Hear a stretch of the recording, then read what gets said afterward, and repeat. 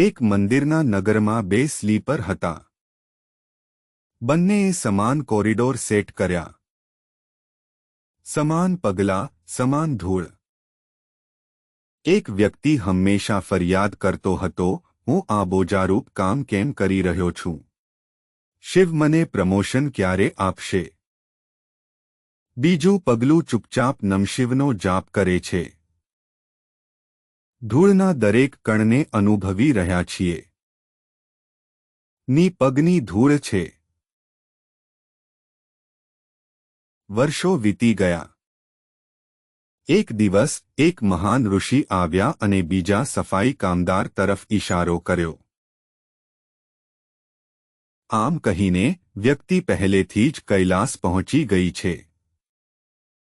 ફક્ત તેનું શરીર તેને સમાપ્ત કરવા માટે અહીં છે.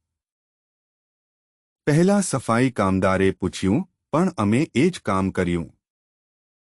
ઋષિએ કહ્યું, હા, તમે સમાન ક્રિયા કરી હતી, પરંતુ તે જ ક્રિયાથી નહીં. એ જથી નહીં. બીજો માણસ ત્યાંથી નીકળી ગયો. તેથી પ્રથમ વ્યક્તિ માટે તે માંથી સાફ કરે છે. પહેલા માણસ માટે તે ત્યાંથી ઝાડુ મારી રહ્યો હતો. બીજો માણસ ત્યાંથી સાફ કરી રહ્યો હતો. તે વ્યક્તિ ઝાડુ મારી રહ્યો હતો કારણ કે તેના માટે દરેક ઝાડુનો ફટકો પૂજા સમાન હતો. પરંતુ પ્રથમ વ્યક્તિ થી અધીરા. દરેક સ્ટ્રોક પૂર્ણ હતો. તે જ બાહ્ય ક્રિયા છે. પરંતુ ભિન્ન આંતરિક તત્વો જે સંપૂર્ણપણે ભિન્ન વાસ્તવિકતાઓ તરીકે પ્રગટ થયા. સમજવા માટે આ વિડિયો જુઓ. સુધા અધ્વમાં સ્થાપિત થવાનો અર્થ શું થાય છે?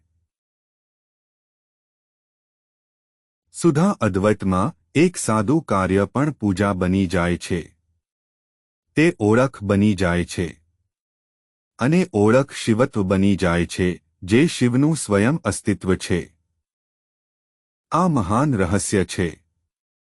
કાર્યની જટિલતા મહત્વની નથી, પરંતુ તે જે ચેતનામાંથી ઉદ્ભવે છે તે મહત્વની છે. હૃદયના શુદ્ધ સ્થાનમાંથી અર્પણ કરાયેલું પુષ્પ બ્રહ્માંડ બની જાય છે.